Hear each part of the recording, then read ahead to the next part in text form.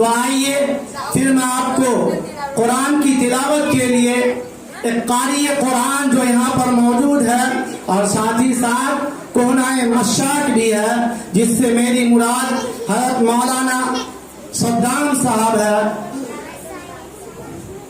मैं आपके सामने कारी साहब को दावत सुखन दे रहा हूँ कि रौनक स्टेज हो और कुरान की तिलावत से हम तमाम सामीन के दिल को महसूस फरमाएं।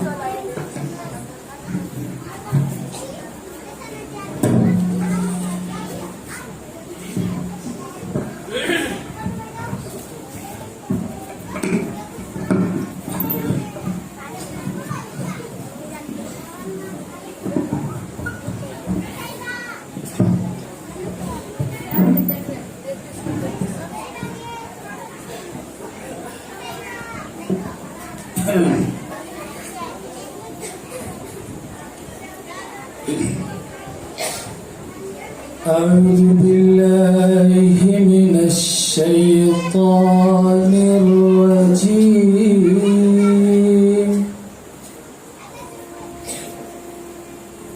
بسم الله الرحمن الرحيم.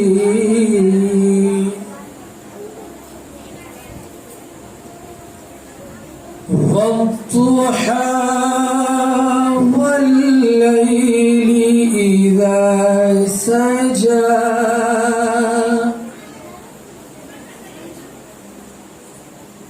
ما ودعك ربك وما قلى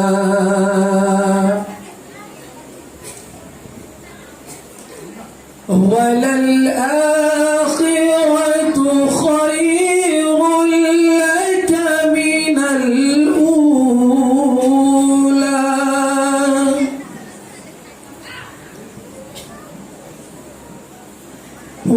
ولسوف يعطيك ربك فترضى.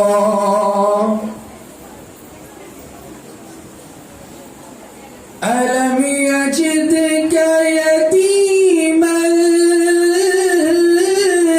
فآوى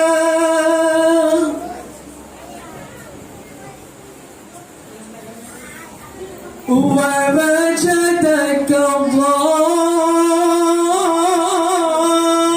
ضالا فهدى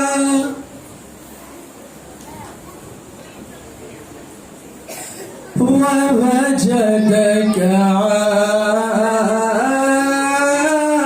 عائلا فأغنى